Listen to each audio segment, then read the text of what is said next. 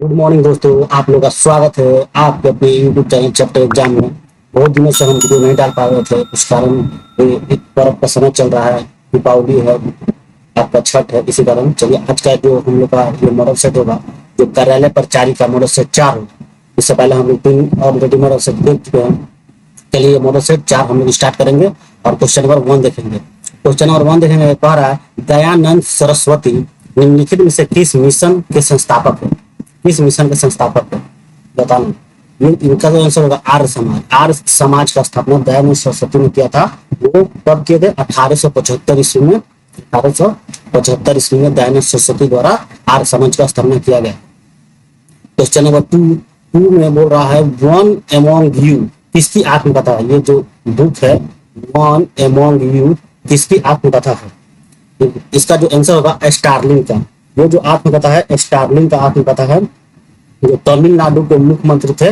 Option number A इसका सही होगा। तो तमिलनाडु के मुख्यमंत्री के स्टार्लिंग की आत्मकथा है। इसका विमोचन कांग्रेस नेता राहुल गांधी ने कब किया था? 2022 में किया था। अगला क्वेश्चन है मिताली राज किस खेल से संबंधित है? मिताली राज क्रिकेट से संबंधित है। ये क्रिकेट के बहुत ही बढ़िया खिलाड़ी है। महिला हमारे इंडिया टीम खेलती है, उसमें ये कैप्टन भी रही है। अगला क्वेश्चन बंगाल का विभाजन कब हुआ? बंगाल का विभाजन बताना है कि कब हुआ। देखिए बंगाल का विभाजन जो 1905 में हुआ था। 1905 में बंगाल का विभाजन हुआ था। क्वेश्चन नंबर 5 भारत छोड़ो आंदोलन कब हुआ था? भारत छोड़ो आंदोलन जब था वो 1942 में। कब हुआ था? 1942 में हुआ था। इसको भी याद रखेंगे 9 अगस्त को। 9 अगस्त कभी कभी पूछ देता है डेट भी। तो 9 अगस्त 1942 से भारत छोड़ो आंदोलन स्टार्ट हुआ था। कोटोपैक्सी कहाँ स्थित है? इसका जो आंसर होगा इक्वाडोर में। कोटोपैक्सी इक्वाडोर में है। तो ये कहाँ जो इक्वाडोर कहाँ है? कोटोपैक्सी विश्व में सबसे ऊंची ज्वालामुखी पर्वत में से एक है जो इक्वाडोर में स्थित है। अगला क्वेश्चन है सौर मंडल का सबसे ठंडा ग्रह कौन है? सबसे जो ठंडा ग्रह है वरुण है, जिसे हम नेपच्यून भी कहते हैं। ऑप्शन नंबर 20 का सही आंसर होगा वरुण।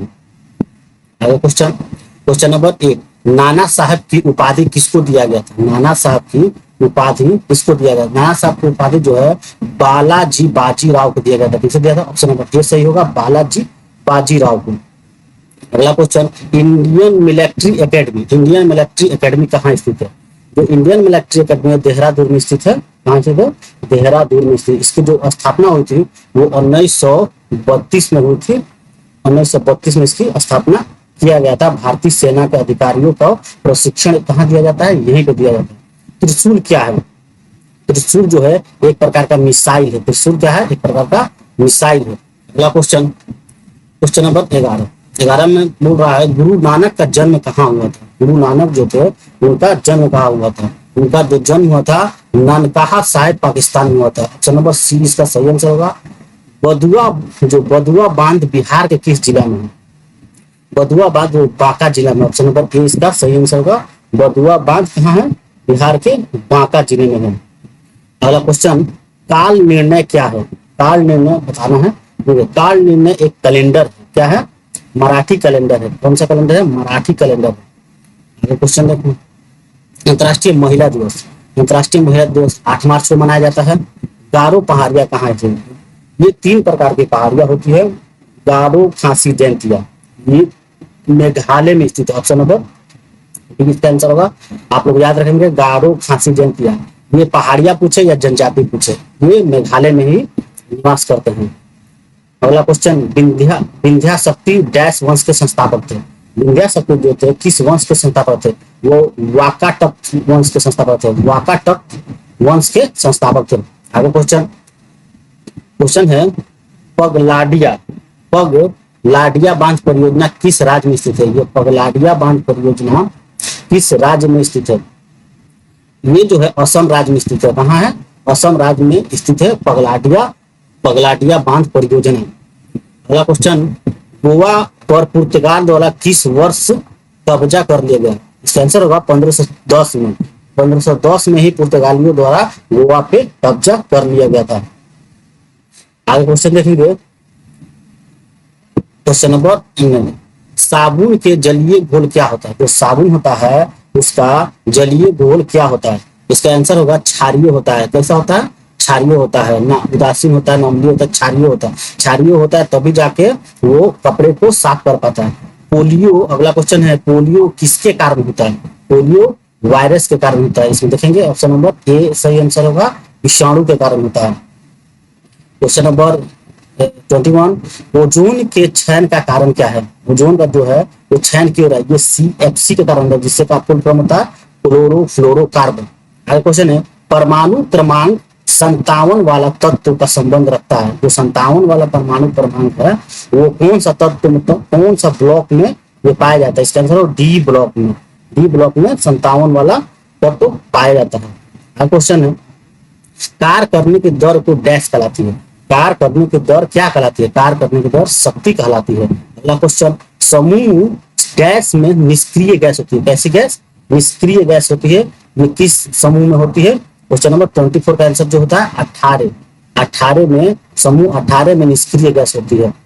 अगला क्वेश्चन, सामान्य अम्ल की उपस्थिति में फेलोस्टीन का रंग रहता है। फेलोस्टीन का रंग कैसा रहता है? ये रंगहीन रहता है। ऑप्शन नंबर बी इसका सही आंसर है, रंगहीन रहता है। अगर देखेंगे क्वेश्चन नंबर 26, कीटनाशक आमतौर पर किस पर कार्य करते हैं? जो कीटनाशक होते हैं आमतौर पे वो तंत्रिका तंत्र पर काम करते हैं। कीट के किस तंत्र पर? तंत्रिका तंत्र पर काम करते हैं। अगला क्वेश्चन, क्वेश्चन नंबर 27, ओजोन परत में छेद के लिए कौन सा गैस मुख्य रूप से उत्तरदायी है? क्लोरो, देखिए इसी का नाम क्लोरोफ्लोरोकार्बन, CFC। सेम क्वेश्चन है, इसका फुल फॉर्म यहाँ पे दे दिया है। ऑप्शन नंबर डी इसका सही आंसर होगा। क्वेश्चन नंबर 28, विभवांतर मापने के लिए किस यंत्र का उपयोग करते हैं? जो विभवांतर होता है उसको नापने के लिए हम लोग वोल्ट मीटर का उपयोग करते हैं। किस यंत्र का उपयोग करते हैं? वोल्ट मीटर का उपयोग करते हैं। क्वेश्चन, रॉयलेट कानून किस वर्ष पारित किया गया था? जो रॉयलेट, जिसे काला कानून के नाम से भी जाना जाता है, वह किस वर्ष पारित किया गया था? वो 1919 को पारित किया गया था। क्वेश्चन ऑप्शन नंबर डी को पारित किया गया था, 1919 को पारित किया गया था। ये जो था, इसे, इस कानून के तहत किसी भी संदेश, मतलब संदेशात्मक व्यक्ति को बिना मुकदमा किए और बिना अपील किए, बिना वकील के हम लोग इसे, मतलब अंग्रेज पकड़ सकता था, इसीलिए इसे काला कानून कहा गया। क्वेश्चन नंबर 30, क्वेश्चन है, बाड़ाबंदी आंदोलन कहाँ हुआ? जो बाड़ाबंदी आंदोलन था वो कहाँ हुआ? ये इंग्लैंड में हुआ था। कहाँ हुआ था? इंग्लैंड में हुआ था। आगे क्वेश्चन, क्वेश्चन नंबर 31, चिपको आंदोलन के प्रेरणा कौन है? जो चिपको आंदोलन था उसके प्रेरणा जो है सुंदरलाल बहुगुणा है। ऑप्शन नंबर 20 का सही होगा। क्वेश्चन नंबर 32, कोयला किस प्रकार का संसाधन है? कोयला किस प्रकार का संसाधन है आपको बताना है। क्वेश्चन नंबर 32 का आंसर अनवीनीकरणीय, क्योंकि कोयला ये प्रकृति में पाया जाता है, इसे दोबारा हम लोग बना नहीं सकते। एक बार उसे यूज कर गए तो वो खत्म हो जाएगा। नवीनीकरणीय संसाधन उसे कहते हैं जिसे हम दोबारा बना सकते हैं। क्वेश्चन नंबर अगला देखेंगे, क्वेश्चन नंबर 33, भारतीय संविधान में कितनी अनुच्छेद है? भारतीय संविधान में बताना है कितनी अनुच्छेद है। इसका जो आंसर होगा ऑप्शन नंबर बी, भारतीय जो संविधान है उसमें 395 अनुच्छेद है। कितने अनुच्छेद है? 395। क्वेश्चन नंबर 34 में देखेंगे, स्पेक्ट्रमी रेखाओं की मोटाई का एक कारण क्या है? स्पेक्ट्रमी रेखाओं का जो मोटाई का एक कारण है डॉपलर प्रभाव। ऑप्शन नंबर ये इसका सही होगा, डॉपलर प्रभाव। क्वेश्चन नंबर 35, कीट भक्षी पौधे प्रायः उस भूमि में उगते हैं जिसमें क्या चीज की कमी होती है? उसमें नाइट्रोजन की कमी होती है, जहां पर ही कीट भक्षी पौधे उगते हैं और वो कीट को मारकर अपने अंदर का नाइट्रोजन को पूरा करते हैं। क्वेश्चन नंबर 36, ग्रीन हाउस प्रभाव किसके कारण होता है? जो ग्रीन हाउस है किसके कारण होता है? ये CO2 के कारण होता है, कार्बन डाइऑक्साइड, CO2 के कारण। पहला क्वेश्चन, निम्न में से कौन सा मूल एसआई मात्रक नहीं है? मूल एसआई मात्रक नहीं है। इसका जो आंसर होगा न्यूटन। एम्पियर जो है मूल एसआई मात्रक है, कैंडिला है और केल्विन है। जो एम्पियर है वो विद्युत धारा का मात्रक है और जो हमारा कैंडेला है वो ल्यूमिनस इंटेंसिटी का मात्रक है। और कौन बच गया? और कैंडेला केल्विन जो है वो तापमान का मात्रक है। राजेंद्र प्रथम, क्वेश्चन नंबर 38, राजेंद्र प्रथम किसके पुत्र थे? राजेंद्र प्रथम बताना है किसके पुत्र थे? वो राज प्रथम के पुत्र थे। ऑप्शन नंबर डी इसका आंसर होगा। क्वेश्चन है, डैश बृहत हिमालय में स्थित एक ठंडा रेगिस्तान है। कैसा रेगिस्तान? ठंडा रेगिस्तान है। इसका जो आंसर होगा 39 का ए, ये लद्दाख में स्थित है। कहाँ स्थित है? जो ग्रेट हिमालय का ठंडा लद्दाख जो है वो ठंडा रेगिस्तान है। कैसा रेगिस्तान है? ठंडा रेगिस्तान। क्वेश्चन नंबर 40 में पंडित भीमसेन जोशी, जो पंडित भीमसेन जोशी निम्नलिखित में से किस क्षेत्र से संबंधित रखते हैं? किस क्षेत्र से संबंधित? इसका आंसर होगा साहित्य संगीत। साहित्य संगीत से वो अपना मतलब इस क्षेत्र से संबंधित है। अब आगे का जो क्वेश्चन होगा ये हिंदी का होगा। जो जितना हिंदी आप लोग का 30 नंबर का हिंदी पूछेगा, ये भी बहुत इंपॉर्टेंट है। 30 नंबर आप लोग का एग्जाम के लिए ये एक रामबाण के तौर पर होगा। जिसका 30 में 30 सही होगा हिंदी, उसका नौकरी पक्का है। आगे क्वेश्चन देखेंगे। देखिए क्वेश्चन नंबर 41 में बोल रहा है उत्कर्ष एक कुशल विद्यार्थी है। यहाँ जो कुशल कौन सा विशेषण, कुशल को कौन सा विशेषण के रूप में जाना जाता है? ये जो आंसर होगा ऑप्शन नंबर डी। कुशल क्या बता रहा है? कि उसका गुण बता रहा है, उसका कैरेक्टर बता रहा है कि वो कैसा है। तो कैसा है? तो कुशल है। तो ये गुणवाचक विशेषण है। ऑप्शन नंबर डी इसका सही आंसर होगा। क्वेश्चन नंबर 42 छक्का पंजा करना, छक्का पंजा करना मुहावरे का सही अर्थ क्या है? छक्का पंजा करना का मुहावरे का सही अर्थ है ऑप्शन नंबर बी ओछी हरकत से कार्य सिद्ध करना। ओछी हरकत से कार्य सिद्ध करना। क्वेश्चन नंबर 43 पहुना का पर्यायवाची क्या है? 43 पहुना का पर्यायवाची जो होता है आगंतुक होता है। आगंतुक जो पहुना जिसे कहा जाता है। अगला क्वेश्चन जड़ का विलोम क्या होगा? जड़ का विलोम क्या होगा? जड़ का जो विलोम होगा इसका जो आंसर होगा 44, इसका जो आंसर होगा जड़ का वो चेतन होगा। कौन सा होगा? चेतन। जड़ का विलोम चेतन होगा। अब क्वेश्चन देखेंगे चेतन। अगला क्वेश्चन नंबर 45 कहावत शब्द में प्रयुक्त प्रत्यय, कहावत शब्द में प्रयुक्त प्रत्यय कौन है? इसका जो आंसर होगा कहावत में जो प्रत्यय प्रयुक्त हुआ है वो आवत। आवत। Option number D. प्रत्याशा शब्द में उपसर्ग है। प्रत्याशा प्रत्याशा शब्द में कौन सा उपसर्ग का प्रयोग किया गया है? इसमें प्रति उपसर्ग का प्रयोग किया गया है। आगे क्वेश्चन शुद्ध वर्तनी का चयन कीजिए। हमको शुद्ध वर्तनी का चयन करना है। शुद्ध रूप से कौन इसमें शब्द लिखा गया है? इसका जो आंसर होगा कवयित्री। कवयित्री ये सही लिखा गया है। इस तरह से होगा। क्वेश्चन नंबर 48 अन्वेषण, अन्वेषण का शुद्ध संधि विच्छेद करना है। अन्वेषण का जो संधि विच्छेद होगा अनु प्लस एषण, अनु प्लस एषण। क्वेश्चन नंबर 49 भरपेट में समास बताइए। भरपेट में कौन सा समास है? भरपेट में अव्ययी भाव समास है। Question number option number A इसका सही आंसर होगा। अगला क्वेश्चन उदत, उदत का विलोम शब्द होगा। उदत का विलोम शब्द जो होगा वो विनीति, विनीत होगा। क्या होगा? विनीत, विनीत, विनीत। अगला क्वेश्चन है निम्नलिखित में से देशज शब्द को पहचानिए। देशज शब्द इसमें से कौन है? देशज जो शब्द है वो गड़गड़ है, गड़गड़। और जितनी भी भाषा है, अमीर है, औलाद है, ये विदेशज शब्द है, विदेशज। क्वेश्चन नंबर 52 व्यंजन वर्ण के साथ स्वर या व्यंजन वर्ण के मिलने से जो विकार उत्पन्न होती है उसे क्या कहते हैं? उसे क्या कहते हैं? इसका जो आंसर होगा उसे व्यंजन संधि कहते हैं। क्या कहते हैं? व्यंजन संधि कहते हैं। अगला क्वेश्चन है दो या दो से अधिक शब्दों से मिलकर बने हुए एक नवीन या सार्थक शब्द को क्या कहते हैं? इसका जो आंसर होगा समास कहते हैं। जैसे दो शब्द को मिलने से एक नया शब्द बनना क्या कहता है? समास कहलाता है। क्वेश्चन नंबर 54 में यथास्थान, यथास्थान सामासिक शब्द का विग्रह होगा। स्थान के अनुसार। ऑप्शन नंबर 20 का सही होगा यथास्थान, स्थान के अनुसार। आगे क्वेश्चन है ये गद्यांश आप लोग पढ़ लीजिएगा। एक बार वीडियो को पोस्ट करके आप लोग पढ़ेगा। क्वेश्चन पूछ रहा है उपयुक्त गद्यांश के शीर्षक क्या होगी? इसका जो आंसर होगा क्वेश्चन नंबर 55, इसका जो आंसर होगा ऑप्शन नंबर ए भारत माता। भारत माता। आप लोग एक बार ये गद्यांश को पढ़ लीजिएगा वीडियो पोस्ट करके। वीडियो ज्यादा लंबी हो जाएगी इस कारण हम ये गद्यांश को रीड नहीं कर रहे। आगे क्वेश्चन देखेंगे ट का उच्चारण स्थान क्या है? ट जो मुंह से हम लोग बोलते हैं कहाँ से उसका आवाज निकलता है? क्वेश्चन पूछने का अर्थ यही है। क्वेश्चन नंबर 56 का जो आंसर होगा मूर्धन्य, मतलब मूर्धा से हम लोग ट को बोलते हैं। क्वेश्चन नंबर 57 भारतीय का भाववाचक संज्ञा क्या होगा?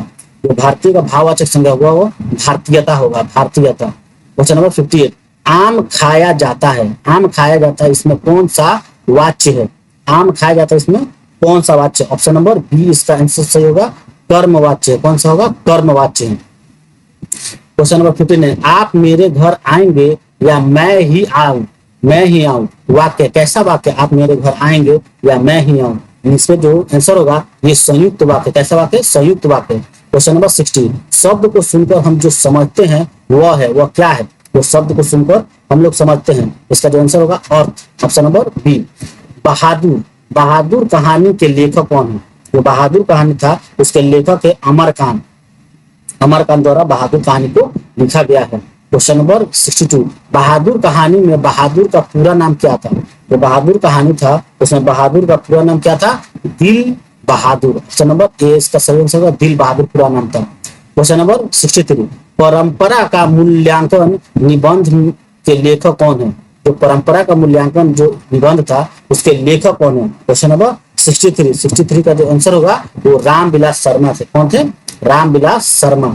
अब क्वेश्चन नंबर 64, रामविलास शर्मा के अनुसार साहित्य की परंपरा का क्या अर्थ है, साहित्य की परंपरा का क्या अर्थ है बताना। देखिए इसका जो आंसर होगा ऑप्शन नंबर सी, साहित्य की परंपरा प्रगतिशील साहित्य का चयन करना।